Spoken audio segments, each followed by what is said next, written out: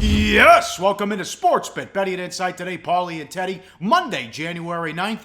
Bad beats, bad bets, bad for the books coming up. Big game breakdown, hardcore Alabama, Clemson, the rematch. We'll also sneak in OKC and the Bulls. And ask and you shall receive. We'll go through some of the Twitter questions and what the viewers chimed in with on the YouTube videos before we get out of here as well. And of course, play of the day. Well, Teddy, here's Andy Moran. He watches Sports Bet every single day. He tweeted at us.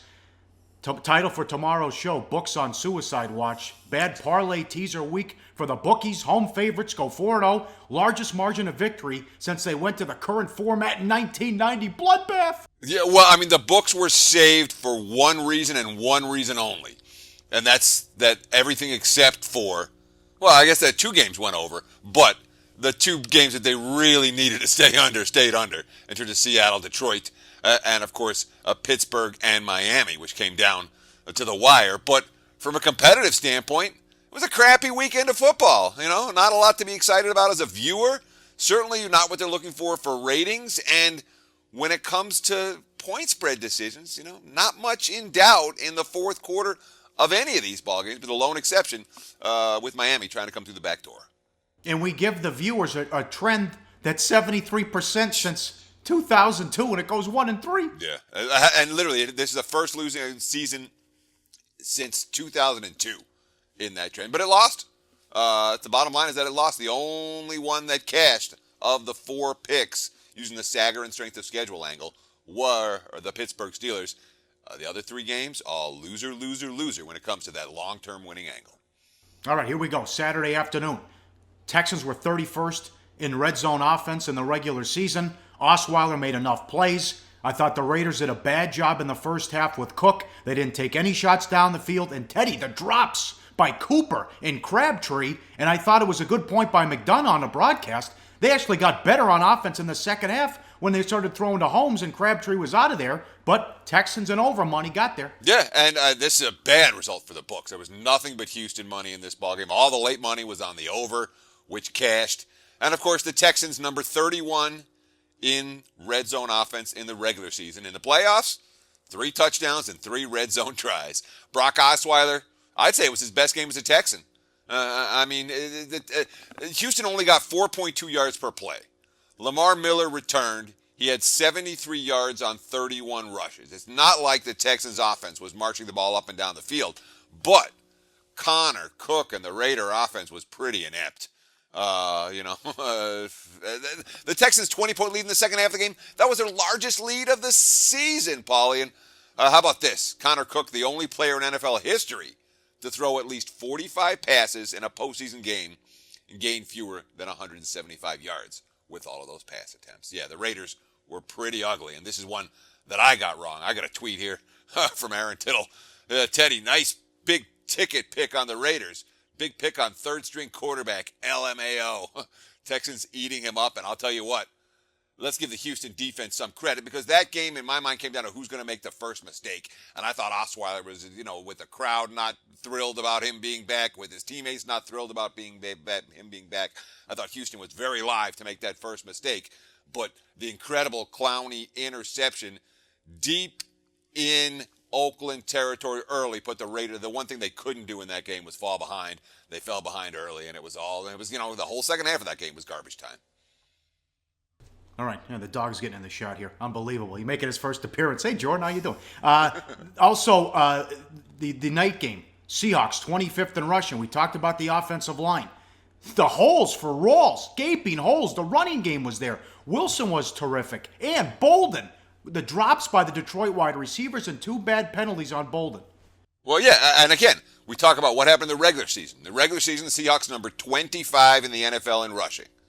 In the playoffs, Thomas Rawls comes in and sets a franchise rushing record. They march the ball up and down the field on the ground against Detroit. And this, too, a bad result for the house. It's not like the squares were loading up on the Lions on their parlay cards, and the wise guys didn't have as much of a stomach for Detroit either.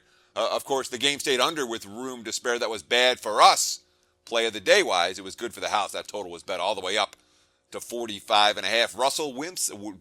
Russell Wilson dumped his knee brace that's something worth noting for next week at Atlanta. Of course, the line there opened Falcons 3.5, 49.5, and the first bets have come on Atlanta and over. Now 4.5 and 51. Yes. Why was Roethlisberger in the game late? Why were the Steelers throwing the ball? The finish was a lot of fun. As you tweeted, the only people watching were bettors because the total and the spread were in doubt coming down to that final Miami possession. I thought Moore was concussed. I'm shocked they didn't take him out of the game. He had some silly turnovers, but he was okay other than the turnovers. But Steelers get the win and it stays under. Yeah, and literally, I mean, the only reason anyone's watching the fourth quarter of that game is if you have a bet on the side or the total. Miami wasn't coming back to win. Wasn't going to happen. But side and total in doubt at the 2-minute warning. What does that mean? That means eyeballs for the NFL. That's what they want. Dolphins, now the first team in NFL history to lose 4 straight playoff games by 14 or more points. But, this one's another one. Yeah, it was essentially over early. The Steelers scored in those first 3 drives, coasted on offense, where they have 6.8 yards per play compared to 4.9 for Miami. And, of course, Le'Veon, fantastic in his first ever playoff game. 29 for $167, a couple of touchdowns. Matt Moore threw the ball really well. He carved up the Steelers secondary all game long, but Matt Moore also, you talk about if the effect of that one hit was on display later in the game. The 3 consecutive turnovers, 2 of which led to Steeler points and 2 of which took points off, would have, with Miami in scoring range, took points off the board for Miami. The one before halftime, the one right after halftime. Those were absolute momentum killers for the Dolphins. Pittsburgh gets the money. Game stays under the total. Now, this is fascinating because it opened, Pittsburgh came out the favorite against Kansas City. It's the early game Sunday afternoon. And then I saw as high as 2.5 Pittsburgh at the Westgate. And then wait a second. Word leaks out that Roethlisberger's walking around in a boot. And then here comes all the Kansas City money. And you're going to hear plenty about this all week. Andy Reid off the bye, regular season and playoffs, 19-2. Yeah, and that's a stat you're going to hear a lot about, as you mentioned, over the course of the next 7 days, or at least between now and kickoff. All right, and then the late game. Oh, boy, the Giants. Well, first things first. That's why it's hard to bet an under in today's NFL. That's 6-0 with 3 minutes left in the second quarter, and it goes over. At what point the Giants had a 189 to 24 yardage edge. They couldn't take advantage of field position, the drops by Beckham and Shepard, and then here comes Rodgers without Montgomery and without Nelson, still go up and down the field in the second half, and he finishes with 4 touchdown passes. Well, yeah, the Packers had 7 yards of total offense in the middle of the second quarter. And, of course, the Hail Mary was the backbreaker here right before halftime. What's that, the third time Aaron Rodgers has thrown a Hail Mary? Yes. In the last, Hey, Teddy, have you ever seen the receiver get behind everybody on a Hail Mary? What was that? And I was reading about it afterwards. He's not even supposed to be the guy that catches the ball. He's supposed to be screening out the defenders. But he had the win over the one to beat the Lions, right, in the regular season. He had the one to force overtime against Arizona in the playoffs last year, and none of them in the playoffs this year. And of course, the Giants missed Dominic Rodgers-Cromartie. He was only on the field for a couple of snaps. And I thought his absence was really felt. The Giants defense played their guts out for extended stretches of that game, but Eli in the passing game for the G-men just, all season long they didn't get it done. In the postseason they didn't get it done. This is not one of those games we're going to talk about. This is what happened in the regular season, but look, the postseason totally different. No, the Giants were what they've been, and of course the defense cracked after the offense couldn't move the football. Dallas opened -4, 51.5 against the Packers for next weekend. No early line movement on that one. Yes, and Rodgers, since we're going to run the table line, what is that, 22 touchdowns, no interceptions? Wow. And that's 6 in a row for us riding the Packers, going back to that Monday night game at Philadelphia. We have to fit this in. I know it's not football, but an all-time bad beat in a college basketball. All-time. New Mexico laying 2.5 at home Saturday night against Nevada. New Mexico's up 14 with the ball with a minute 15 with the left. Ball, with the ball, Pauly. Up 14 with the ball. It's not even a foul situation. They're not even going to foul. You're going to dribble out the clock. Yep, they hit 6 threes. New Mexico goes 4 of 10 from the free throw line. It goes to overtime. The Wolfpack win. They were down 25 with 11 minutes. They were down 19 with 4 minutes. They were down 9 with 49 seconds. And 3 of the Nevada triples in the last 115 were banked in? Yeah, 3. Not 1, not 2. 3 banked in triples. There's not much a defense can do when you're banking in 3 triples. That a epic bad beat, a true moose. If you had a Lobos ticket in your pocket, and I didn't. If you did, my condolences. If you had a Wolfpack ticket in your pocket, hey, Merry Christmas. How about Texas A&M and Northern Iowa last year in the tournament? Sure, I mean... Were you involved there? Long time ago, man. Long time ago. I got to look at the records. I don't remember. It was the same kind of situation. It was in the tournament. Being that it's not putting alarm bells in my head, I don't think I was. But, All right. I honestly, I try to tune out the beats that I get annihilated on. Some of them just stick in your head. We always remember Belk Bowls and the like. But I try to remember the ones that I got really lucky on. Because that kind of makes you feel better when I can't believe that was only the 8th largest comeback in college basketball history. Down 25 with 11 minutes. I remember LSU, Kentucky on ESPN, but that was absolutely bananas. The rematch coming up next. It was 45-40 last year. We'll talk Alabama, Clemson. We'll get to some of your questions, and we'll get to OKC and the Bulls, plus the play of the day on SportsBit. Betting Insight today on SBRPicks.com.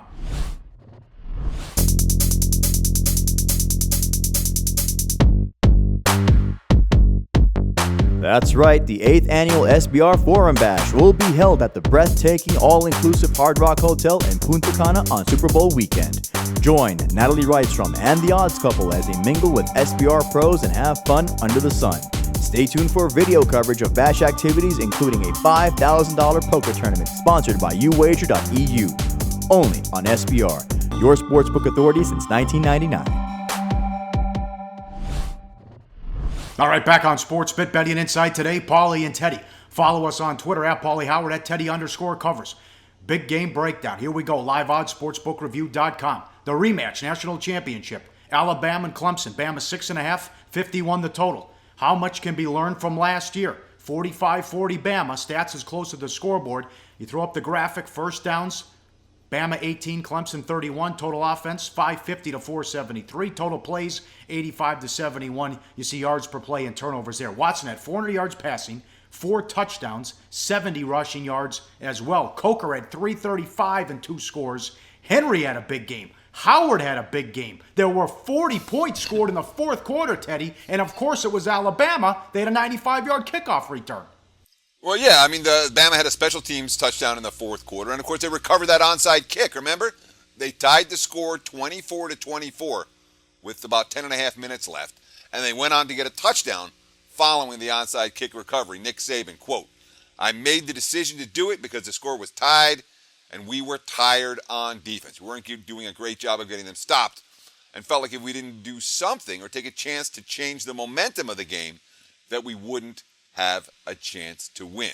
Of course, then Clemson came and cut the lead to 31-27, and then it was the Kenyon Drake kickoff return touchdown. But Saban was pretty savvy about his defense was being out of stops. After the onside kick, Clemson had 20 plays, 204 yards, 17 points. Bama didn't get another stop. And, of course, that last drive, when Clemson came through the back door for all the Tigers' backers, that certainly added some to what you saw in the box score, where Clemson had more first downs and more yardage and more plays overall.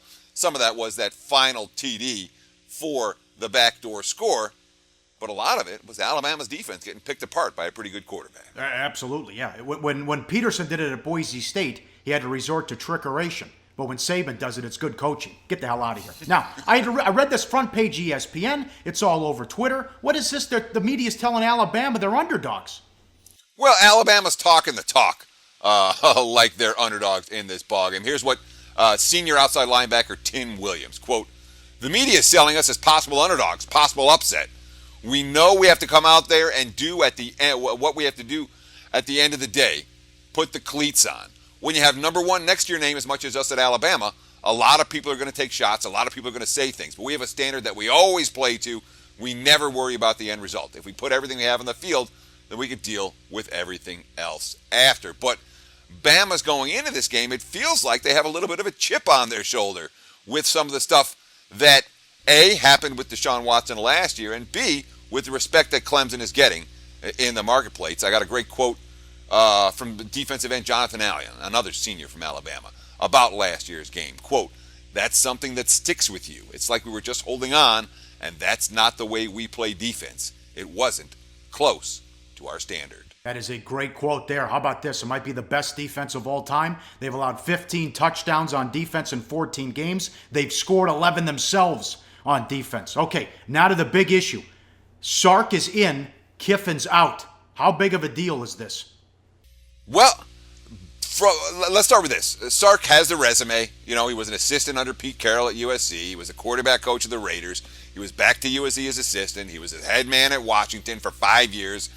And head man at USC, though he got fired in his second season. But that was off-field problems, not his win-loss record. He has more experience than Lane Kiffin. Just might be the better coach long-term anyway. But when it comes to tweaking the offensive game plan, I don't expect Sarkisian to do any of that.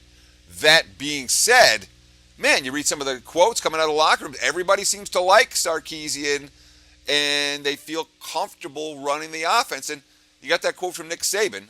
Yep. Saban tells it how it is. Yep, he's got a quote. He's got a lot of experience, a lot of knowledge. I think he's very well organized. I tell him what I tell any coach. We're prepared to do certain things in certain situations. Let's stick with the game plan until we have to adjust to the plan. That's what the players know. That's what we practice. That's what we need to go out and try to do.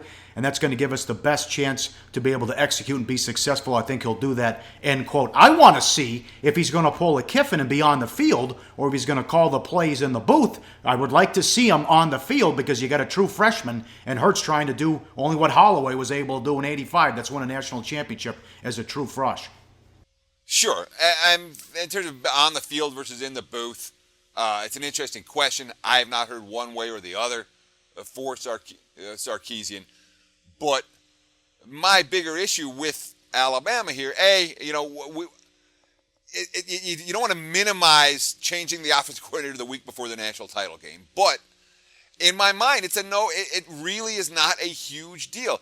I think it's been blown up to be bigger than it is. And when you see Saban's quote, "We're going to run what we run. We're going to do things in the situation we're used to doing things in, and that's not going to change." So, yeah, you have a Frosh QB. We have a Frosh QB with great receivers, an NFL caliber offensive line, a very strong running game, etc., etc. It's not like you're going to ask Jalen Hurts to throw the ball 50 times to beat Clemson. If Jalen Hurts throws the ball 50 times, Alabama's not winning this game. No doubt about that. Yes, flip side of the issue, Saban against mobile quarterbacks. It's been the weakness of Saban's defense. He likes man-to-man coverage, which means DBs are looking at the receivers and not in the backfield. So you had that change with Sark. You also had the change last year. It was Smart. This year it's Pruitt as defensive coordinator. But Teddy, no issue here with Clemson handling the pressure. They wanted this game. They talked about it since they lost last year. Well, yeah, but I'm going to talk about Hurts for a minute because the impact of a truly mobile quarterback that the Bama defense faces in practice every day for most of the season. And they have to do better against mobile QBs than they have in seasons past. And we haven't seen that defense get lit up by mobile quarterbacks the way that, Johnny Football did a few years back. But when you talk about Clemson, you want to talk about a bowl resume that stands out. Look at what Dabo Swinney's kids have done with the pressure on the line. The fifth-year seniors just might be the best bowl class in NCAA history. Look at this graphics. Underdogs to LSU win straight up. Underdogs to Ohio State win straight up. Underdogs to Oklahoma win straight up. Underdogs to Oklahoma again win straight up. Underdogs to Alabama in the national title game, cover. Underdogs to Ohio State win straight up. That's 5-1 straight up. 6-0 against the spread. Each and every one of those games coming against top flight A-plus level competition. That, Pauly, is an impressive resume. No doubt about it. I like the under. What do you think? Well, the markets are right there with you, man. We've seen the side has really stayed pretty flat. It looked like the markets might move to 7, didn't get there. Looked like the markets might move down to 6, didn't get there. It's really been sitting at 6.5 all week long. And I don't see from the leading indicator shops that this line's definitely moving to 7 or definitely moving back down to 6. I think it stays right in this range. And, of course, that gives line shoppers the ability to get the best of the number. You can find 7s with Clemson. Take the +7. You want Alabama, you can find the 6.5. They're out there as we record.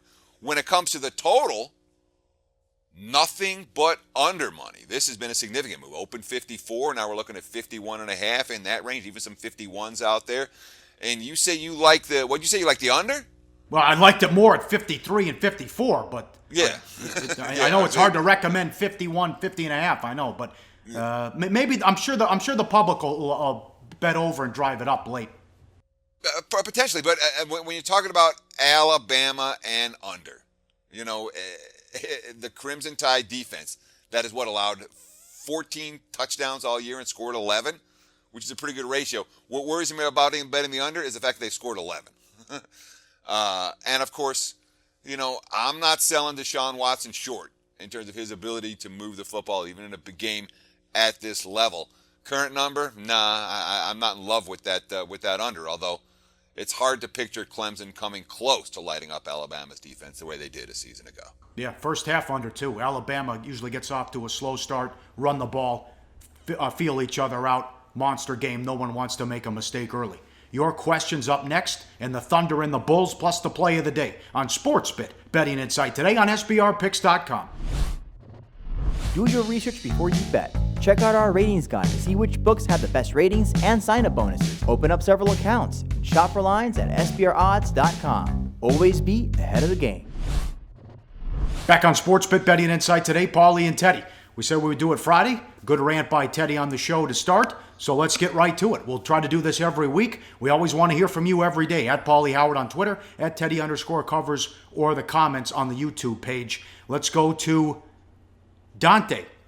What are your thoughts? At Dante Glordano 4. What are your thoughts about money lines? Love the show. You never get into that style as much. What do you think, Teddy? Well, money lines are generally, it's a straight math question. You can find money line to point spread conversion charts, both for football and for basketball. They're readily available on the internet. You can do a Google search and find those. When you're making a money line bet versus a point spread bet, you look for variance from the numbers to find value one way or the other. Now, personally, I tend to take at least a taste of the money line on the vast majority of underdogs that I play at +14 or less. I'll also take some short favorites. When I'm laying less than 3, a lot of times I'll look to play on the money line as opposed to laying the short price. But I very rarely play the money line with anything, with any favorites above 2.5. And when it comes to the bigger underdogs, I don't get involved very much in that regard either. Good question, Dante. Thanks for asking. Yes, thanks, Dante. And again, looks like Giordano. I think I blew it the first time. All right, another one. The kid Frank Canfield. Love the show. Question. Percentage of bankroll for each play. I use 2%, 3%, 4% max bet. Curious of opinions and what you use. Well, the 2%, 3%, 4% max bet, to me, it's a system that makes sense. It's a system that's not going to make you broke if you go through a rough stretch. And I wouldn't talk you out of that if it's working for you. Now, people always say, well, bankroll-wise, what do I got to do? When you have a bigger bankroll, there's more to protect. And you want to use a lower percentage of your bankroll with every wager. When you have a smaller bankroll, you have less to protect. You're in building mode. That means you want to risk a higher percentage. I would never tell someone with a $1,000 bankroll, bet 2%, bet 3%. Make it a little bit higher with something like that is less to protect. If you have a $100,000 bankroll, it's a different story. Now you got something to protect, and you want to maximize your wins, but you also want to protect that bankroll from any losing streaks. Therefore, the lower percentages make sense. So I think I made that clear, but just to recap, bigger bankroll, lower percentage. Smaller bankroll, higher percentage. That's the basic MO in terms of bankrolls and what percentage you want to use. One game in the NBA before we get out of here. And always tweet us every day. We'll get to as many as we can. Thunder and the Bulls. Bulls 1.5, 207.5 the total. Live odds, sportsbookreview.com. Big battle on the boards. Bulls number 2, OKC number 3 in rebounding. And a battle of the superstars, Butler against Westbrook. And the Bulls on a nice run here, Teddy, since they told Rondo, go away. Yeah, well, they didn't tell him go away. They just said go sit on the end of the bench. With Michael Carter-Williams now getting the starts at point guard and seemingly getting more comfortable every game. The Bulls 3-0 straight up, 3-0 against the spread last week. After locking Rondo out of the proceedings, they did get a break against Cleveland. with the Cavs resting starters. But it's worth noting they knocked off a pair of really good point guards. Remember, they're going up against Russell Westbrook tonight. They beat Kemba Walker in Charlotte. Walker played well. The rest of his team didn't. They beat Kyle Lowry and Toronto.